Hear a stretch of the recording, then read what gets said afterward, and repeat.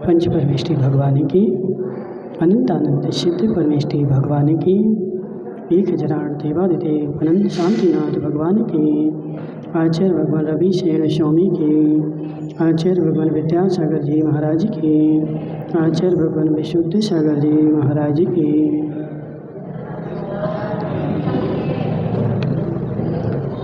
यहाँ अपना पद्म पुराण चल रहा है और जिसमें कल अपन देख रहे थे कि भरत को वैराग हो गया और भरत ने दीक्षा ले ली। कैकेयी को भी वैराग हो गया तो कैकेयी ने भी दीक्षा ले ली और त्रिलोक मंडल हाथी को भी वैराग हो गया, लेकिन वो दीक्षा नहीं ले सकता, इसलिए उसने अणुव्रत ले लिए। और भरत को ने उग्र तपस्या करके केवल्य को भी प्राप्त कर लिया, उनको केवल ज्ञान हो गया। और जब भरत को केवल ज्ञान हो गया तो अयोध्या का राज्य खाली हो गया, दीक्षा ले ली। अब अयोध्या के राज्य पर कौन बैठे राजा, उसका राज्य कौन करे। तो भरत के दीक्षा लेने के उपरांत अनेक राजा तथा विद्याधर श्री राम के समीप गए और उनसे राज्याभिषेक कराने की प्रार्थना करने लगे। जब राज्य खाली हो गया तो बहुत सारे राजा गए और राम से बोले कि हे भगवान, तुम राज्य धारण करो, राज्य खाली है, किसी ना किसी को तो बैठना पड़े, तो तुम राजा बनो, तुम्हारा राज्याभिषेक किया जाए। तो श्री राम ने मधुर शब्दों में कहा कि आप वासुदेव लक्ष्मण का राज्याभिषेक कीजिए। जब राम के पास गए तो राम क्या बोले कि हम तो जो हैं बलदेव हैं और हम छोटे हैं, हमसे बड़े वासुदेव हैं जो नारायण हैं, चक्र रत्न के धारक हैं। तो तुम एक काम करो, उनके पास जाओ, वह जो है राज्य को धारण करेंगे, हमारे बस की नहीं है। समस्त राजागण एकत्रित होकर के लक्ष्मण से राज्याभिषेक करवाने का आग्रह करने लगे। तब लक्ष्मण स्वयं उनको संग लेकर के और सारे के सारे राजा मिलकर के कहाँ गए, तो लक्ष्मण के पास गए। लक्ष्मण से बोला कि हे स्वामी, राज्याभिषेक करो, क्योंकि बिना राजा के तो राज्य चलने वाला है ही नहीं। क्योंकि जिस देश का राजा नहीं होता है वह देश नाश हो जाता है। समझ रहे, एक वो सूत्र है ना, अनायका विनश्यन्ति बहुनायका बालनायका विनश्यन्ति स्त्री नायका अनायका विनश्यन्ति। जिस देश में कोई नायक नहीं होगा, जिस घर में कोई नायक नहीं होगा, उस घर का नाश हो जाएगा। जिस घर में बालक नायक होगा, बालक का मतलब क्या, बुद्धि का बाल, जिसकी बुद्धि नहीं चलती हो और उसको मुखिया बना दो तो उसका देश का, राष्ट्र का, समाज का नाश हो जाएगा। विनश्यन्ता बहु नायका, और जिसके बहुत सारे नायक होंगे उसका भी नाश हो जाएगा। समझ रहे, यदि घर में 4 आदमी हैं और 4 ही नेता बन जाए तो प्रजा कौन बने, सुने कौन की कौन। तो जिसमें बहु नायक होंगे, ऐसा आचार्य सोमदेव सूरी कहते हैं कि जिस देश में, राष्ट्र में, समाज में, घर में बहु नायक होंगे, बहुत सारे नायक होंगे, उसका भी नाश हो जाएगा। वो देश, राष्ट्र, समाज चलने वाला नहीं है। किसके मन की करो बताओ सावन भाई, किसके मन की करो। एक बोलता इमली और एक बोलता आम, अब तुम क्या बोलोगे। समझ रहे, एक को मिठाई खानी और एक को खटाई खानी, तुम्हारे यहाँ जीवन होना। अब तुमने 10 लोगों की मीटिंग जोड़ी तो वो जयंतीलाल जी सेठ तो बोलेंगे कि नुक्ति बनाओ।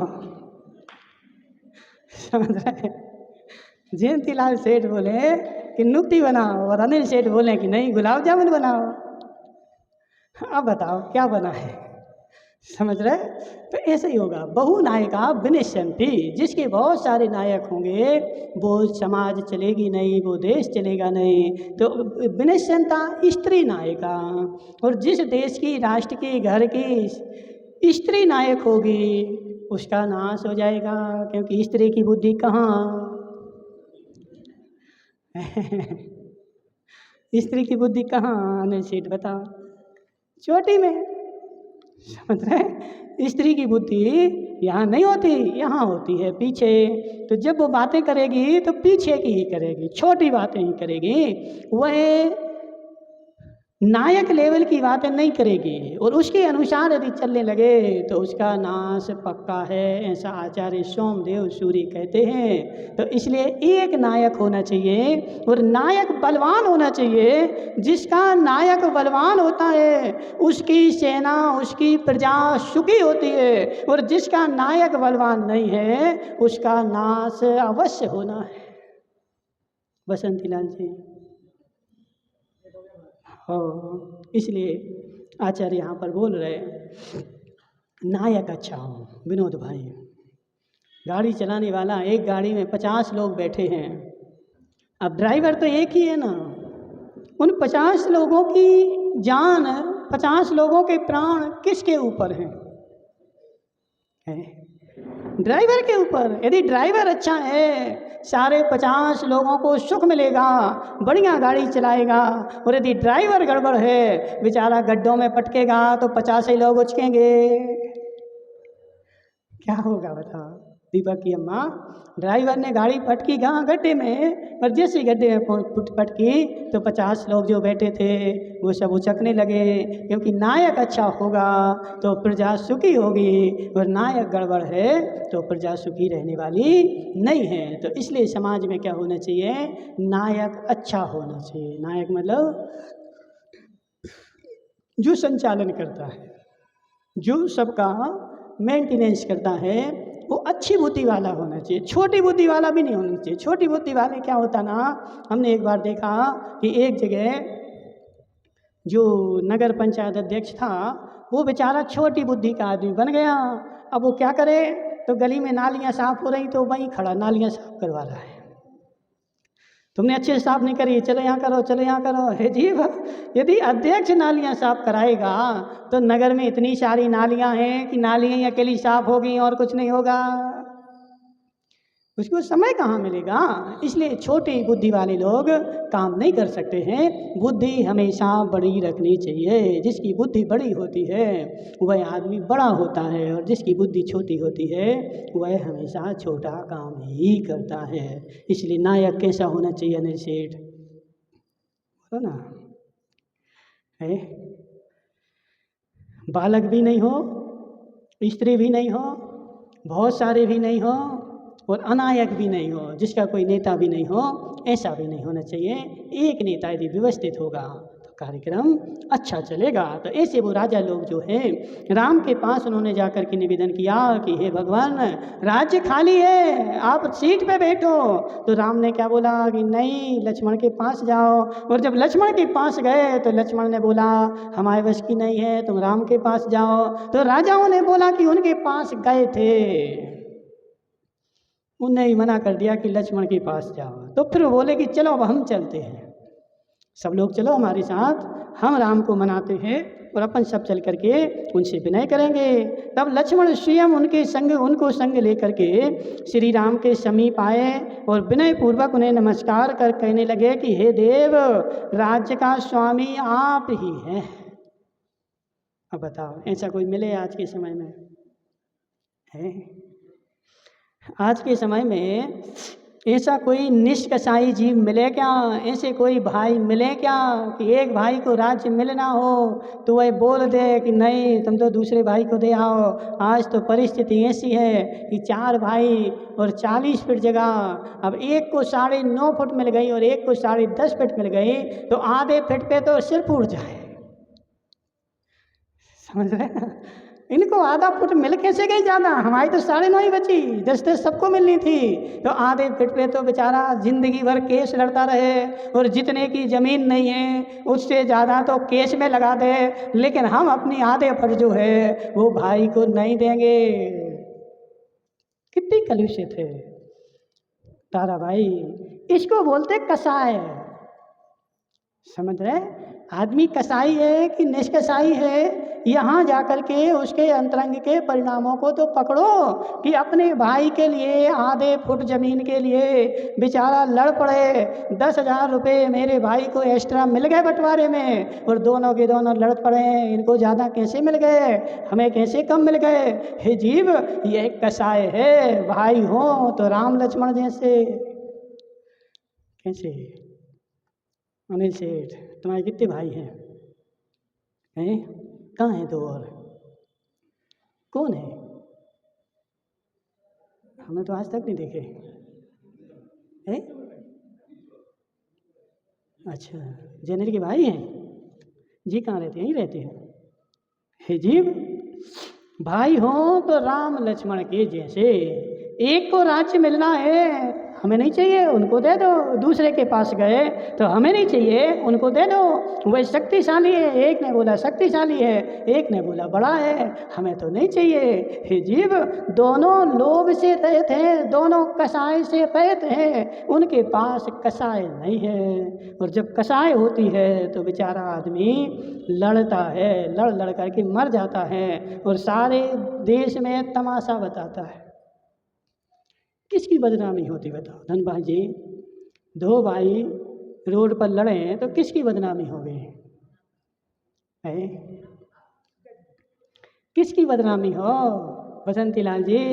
दो बेटे जायदाद के लिए, जमीन के लिए रोड पे जाकर के लड़ रहे हैं, अब बदनामी किसकी होगी? हे जीव, जिसने जन्म दिया है उसकी बदनामी होगी पिता के लिए। अब उस पिता ने जीवन भर संपत्ति काय को जोड़ी? मेरी बदनामी हो जाए इसलिए। काय को जोड़ी बता? मेरी बदनामी हो इसलिए। और जब बेटों को दोगे तो वो लड़ेंगे और संसार क्या बोलेगा? किसके बेटे हैं? तो धनपाल के। तो धनपाल ने ऐसे संस्कार दिए क्या कि दोनों के दोनों लड़ रहे हैं। बेटे हो तो राम लक्ष्मण के जैसे। नहीं चाहिए हमें पिता के सम्मान के पीछे राम लक्ष्मण जंगलों में भटकते रहे। किसके पीछे? उनके पास शक्ति थी, भरत को तो ऐसा दबा देते और राज्य सारा ले लेते। बसंती लाल जी, क्या नहीं कर सकते थे? नारायण बलभद्र थे, भरत लगता कहाँ था उनके सामने? एक हाथ से ही दबा लेते। लेकिन नहीं, पिता का सम्मान नीचा ना हो जाए इसलिए राम लक्ष्मण जो है जंगलों में भटकते रहे। हम जे जा रहे भरत राज्य करे, पिता की नाक नीची ना हो जाए। तो बेटे हो तो ऐसे हो राम लक्ष्मण के जैसे, जिनको माँ बाप का सम्मान करना आता हो, माता पिता की लाज बचानी आती हो, ना कि माता पिता की लाज डुबानी आती हो। सही है कि नहीं बता तारा भाई?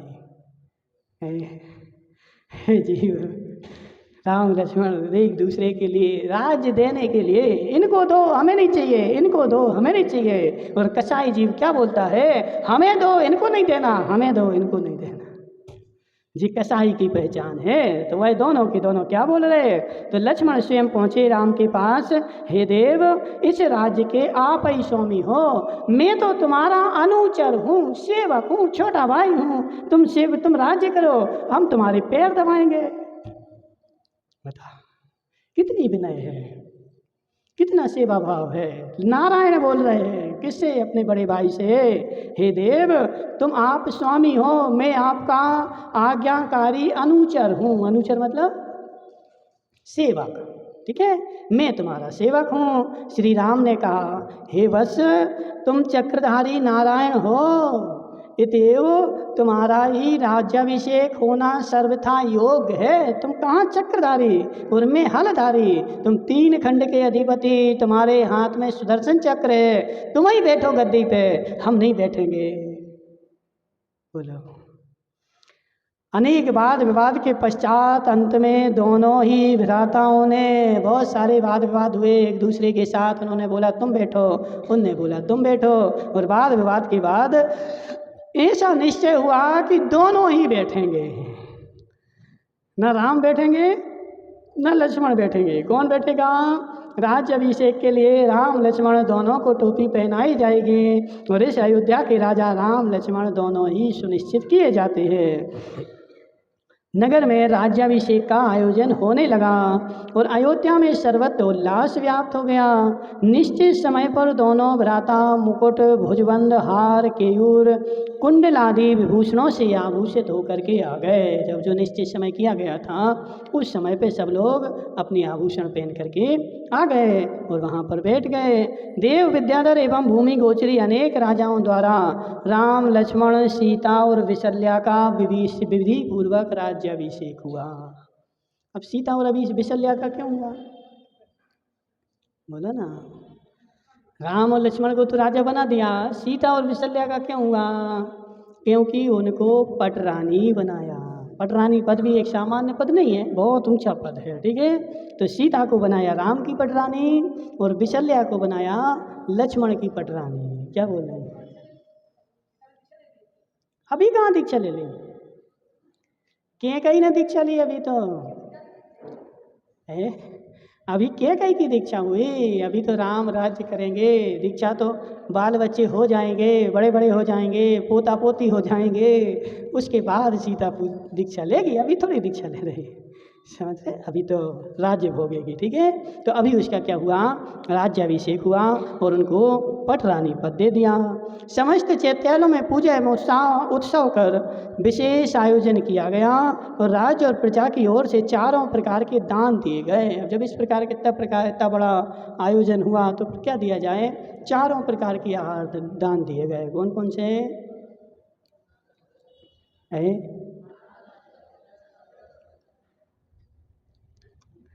जी 4 प्रकार के दान नहीं दिए, समझ रहे? क्योंकि जी 4 प्रकार के दान अलग हैं और दूसरे 4 प्रकार के दान अलग हैं। बताएगा कोई? समदान, दयादान, सकल दान और समदान, दयादान, हाँ समदत्ति बोल दो। दत्ति मतलब देना, समान रूप से देना, उसको समदत्ति बोल दिया। समदान, दयादान और तीसरा पात्रदान और एक और हो गया। कौन सा हो गया? करुणादान। 4 प्रकार के दान होते ना। तो सकल दान का मतलब क्या होता है? जो अपने बेटे के लिए पिता पूरी संपत्ति दे देता है उसका नाम है सकल दान। पात्रों के लिए जो दान दिया जाता है उसका नाम है पात्रदान। करुणादान, जीवों के ऊपर करुणा करके जो दान दी जाती है उसको बोलते हैं करुणादान। अब एक दान और बचा। कौन सा बचा? समदत्ति। हाँ समदत्ति। समदत्ति में जो ब्याई जी आपस में बेटी बेटा देते हैं उसको बोलते हैं समदत्ति दान, ठीक है। तो उस आयोजन पर सबको सब प्रकार के दान दिए गए। चलो प्रकार के दान दिए, से क्या लेना? सब प्रकार के दान दिए, कोई भी दुखी नहीं रहा। जो भी आए थे सबको दान दिया, ठीक है। मुनिराज भी थे, उनको भी आहार दान दिया। दीन दुखी लोग आए थे उनको भी धन का दान दिया। किसी की शादी नहीं हो रही थी तो उसको कन्या का दान दिया, उनकी शादी करवा दी। सब प्रकार के दान हो गए, ठीक है। तो राज्याभिषेक के अवसर पर सब प्रकार के दान दिए गए और समस्त प्रकार के हर्ष पूर्वक श्री राम तथा लक्ष्मण के राज्याभिषेक उत्सव में भाग लिया। प्रसन्न होकर श्री राम और लक्ष्मण ने विभीषण को लंका का, सुग्रीव को किष्किंधापुर का, हनुमान को हनुरू द्वीप का, श्रीनगर विराधित को अलंकारपुरी का, नल और नील को कीकूपुर का, भामंडल को रत्नपुर का, रत्न जटी को देवोप पुनीत नगर प्रदान किए गए। जब जिसने युद्ध में उनकी सहायता करी थी उन सबको भी बराबर बराबर जिसको जहाँ बैठा सबको अपना अपना राज्य दिया गया कि तुम कोई भी रह नहीं जाओ, सबको दे दिया, ठीक है। अपने अपने पुण्य के अनुसार श्री राम और लक्ष्मण के प्रसाद से उन समग्र ने राज्य पाए तथा उनकी आज्ञा से वे अपने अपने स्थान को प्रस्थान कर गए और सब के सब जो है चले गए। सबको सब मिल गया। अब एक जना बचा है। कौन बचा बताओ? विरादित को तो दे दिया ना। विरादित को कहाँ का दिया पता है? अलंकारपुरी का दिया है। एक जन बच रहा है। सुग्रीव को दे दिया, किष्किंधपुर का दे दिया, किष्किंधपुर सुग्रीव को दे दिया। अब बच रहा कौन? तो राम लक्ष्मण का एक और भाई शत्रुघ्न। क्योंकि एक ने दीक्षा, भरत ने तो दीक्षा ले ली, चले गए। राम लक्ष्मण दोनों अयोध्या में राज करने लगे। अब जो शत्रुघ्न बचा है उसको भी तो कुछ देना है। तदनंतर श्री राम ने अनुज शत्रुघ्न से कहा, तुम्हें जहाँ का राज्य प्रिय हो तो ले लो। हे छोटे भाई, तुम बताओ तुम्हें कौन सा चाहिए। समझ लो, मना नहीं करेंगे। जो राज्य तुम मांगोगे वह राज्य तुम्हारे लिए दिया। तो अयोध्या चाहो तो आधी अयोध्या ले लो। देखो, ऐसे घर चलते हैं, ऐसे नहीं चलते कि हम ले रहे हम ले रहे। घर जिसको शामिल में घर चलाना है सावन भाई, उसको बड़ी वजनदारी रखनी पड़ती है। समाज चलानी है तो बड़ी वजनदारी रखनी पड़ती है। यदि वजनदार आदमी नहीं होगा तो हवा आएगी तो उड़ जाएगा। समझ रहे? तो वजनदार आदमी हो। हमने देखा चर्ची को, इतना बड़ा संघ चलाते हैं, कितना सहते हैं। 20-20, 25-30 किलोमीटर चल करके जा रहे हैं। दोपहर के 10:30 पौने 11 बज गए। कल का अंतराय था, गर्मी का समय है, गला सूख रहा है। समाज में गए, 1000 आदमी इकट्ठे हो गए, माइक रख दिया, घंटा भर प्रवचन करना ही है। घंटा भर प्रवचन करे भरी गर्मी में। उसके बाद आहार को निकले, आहार नहीं जा रहा है, फिर भी शांति से सहन रहे। शाम को फिर विहार कर रहे। और उतने पे भी इतने सारे महाराज हैं, कोई गर्म भी हो जाते। कोई जरूरी थोड़ी है सब नरम रहें। कोई महाराज गर्म भी हो जाते, कुछ बोलने भी लगते, तो उनकी भी सुनना। और इतने सारे समाज के लोग आते हैं, इनकी भी सुनना। समझ रहे? तो जो आचार्य होते हैं बड़े बड़े, इनको कितना वजनदार होना पड़ता है, कितना सहना पड़ता है। खूब सहते हैं, जब जा कर के वो बड़े बड़े पदों पर बैठ पाते हैं। तो यदि हल्का आदमी हो तो उड़ जाए। समझ रहे? हल्का आदमी सहन नहीं कर सकता, बड़ा भारी वजनदार चाहिए पड़ता है। तो ऐसे जो घर चलाने के लिए भी अम्मा, यदि एक घर में 4 बेटे हैं और तुम चाहती हो कि 4 बेटे शामिल रहें, तो अम्मा जो मुखिया है उसको बड़ा ही वजनदार बनना पड़े। एक बेटे ने कुछ दोष कर दिया, कुछ हो गया, तो उस मुखिया को पता चल गया, उसको अंदर अंदर में ही दबाना पड़े। ऐसा नहीं कि तुम दूसरे बेटे से कहो, दूसरा तीसरे से कहे और उसको बदनाम करने के लिए तुल जाओ, तो तुम्हारा घर नहीं चलेगा। इसलिए मुखिया जो होगा वो बड़ा वजनदार, घर भी उन्हीं का चलता है। जिनके घर का मुखिया अच्छा है, वजनदार है, उनके घर तो चलते हैं। और जिनका मुखिया दुबला पतला बेचारा है, तो उसके घर नहीं चलते। समझ रहे? फिर वो अलग अलग हो जाते हैं। तो इतने राम लक्ष्मण जो हैं कितने वजनदार हैं। राम लक्ष्मण कितने वजनदार हैं। क्या बोल रहे हैं? हे शत्रुघ्न, तुम बताओ तुम्हें कौन सा राज्य चाहिए, कहाँ का चाहिए, वहाँ का ले लो। अयोध्या चाहिए तो आधा पूरी अयोध्या में आधी तो हम ले लेंगे, दोनों भाई आधी ले लेंगे, और तुम आधी अकेले ले लो। बोलो, इतनी दम रख सकता कोई? बोलो, इतनी दम कोई रख सकता? आधी अयोध्या तुम ले लो और आधी हम 2 भाई ले लेंगे। इतनी उन्होंने दम रखी। क्या बोला? हाँ, अयोध्या चाहो तो आधी अयोध्या ले लो। शत्रुघ्न ने अत्यंत विनय पूर्वक मथुरा का राज्य मांगा। शत्रुघ्न ने हाथ जोड़े, हे स्वामी, हे भ्राता, ये अयोध्या तो आपकी ही है, आप ही इस पर राज्य करो, हमें अयोध्या नहीं चाहिए। हमें क्या चाहिए? तो हमें तो तुम मथुरा का राज्य दे दो। जबकि मथुरा राम के हाथ में नहीं थी, किसके पास थी? राजा मधु के पास थी। तो मांग इनसे रहे, हमें कौन सी चाहिए? तो हमें तो मथुरा का राज्य चाहिए। श्री राम ने कहा कि हे भ्राता, मथुरा में दशानन का जमाता राजा मधु राज्य करता है। मधु और उसका पुत्र लवणानो अत्यंत पराक्रमी एवं दुर्जय है। क्या मांग रहे तुम? राजा मधु बड़ा ही बलशाली है और उसका बेटा जो है लवणानो, वह भी बड़ा ही बलशाली है। तुम कौन सा राज्य मांग रहे हो? अतीव मथुरा के अतिरिक्त अन्य भी जो तुम चाहो सो उसे ले लो। ठीक है, मथुरा छोड़ दो। क्यों छोड़ दो? क्योंकि वहाँ का राजा जो है बड़ा ही बलशाली है, तुम्हारी बस की नहीं है। तथा माता सुप्रभा के पुत्र वीर शत्रुघ्न ने कहा, मुझे तो आप मथुरा का राज्य ही दे दो, दूसरा नहीं चाहिए। समझ रहे हैं? यदि देना चाहते हो तो मुझे तो मथुरा का ही चाहिए। तो राम ने क्या समझाया कि हे भ्राता, जो राजा मधु है उसको गरुड़ेंद्र के द्वारा दिया हुआ त्रिशूल रत्न है, जिसका बार कभी भी खाली नहीं जाता। सामान्य राजा नहीं है, राजा मधु के पास एक गरुड़ेंद्र ने उसको एक त्रिशूल रत्न दिया था, जो कहीं भी वार करो, 1000 शत्रु भी सामने हो तो 1000 शत्रुओं का सिर काट करके और वह त्रिशूल रत्न वापस आ जाएगा। ऐसा दमदार राजा मधु है और तुम उसके सामने नहीं लग पाओगे। इसलिए शांत रहो, दूसरी जगह का राज्य ले लो, जो तुम्हें चाहिए हो तो ले लो। शत्रुघ्न बड़े क्रोध में भर करके बोला, हे भ्राता, यदि देना ही चाहते हो तो मुझे तो मथुरा का राज्य ही चाहिए, और तुम्हें हमारे ऊपर विश्वास नहीं है। मैं अभी देखता हूँ, मैं जो हूँ मधु को संग्राम में मधु के छत्ते के जैसे बिखेर दूंगा। जैसे मधुमक्खी की छत्ता रहता ना, उसमें एक पत्थर मारो तो सब यहाँ की वहाँ बिखर जाती हैं, तो मैं भी क्या करूँगा, मधु के छत्ते के जैसा सारा का सारा बिखेर दूंगा छत्ते को और उससे राज छीन डालूंगा। मैं आपका अनुज हूँ और महाराज दशरथ का खून हूँ। क्षत्रिय है ना, तो उसकी ताकत आ गई, क्षत्रिय की भाषा बोल रहा है कि मैं आपका अनुज हूँ और राजा दशरथ ने मुझे जन्म दिया है, उनका मैं खून हूँ, तो इसलिए आप मुझ पे कृपा करो और मेरे लिए कहाँ का राज्य दे दो, मथुरा का राज्य दे दो। शत्रुघ्न का प्रबल आग्रह देखकर श्री राम ने मथुरा का राज्य देना उसे स्वीकार कर लिया।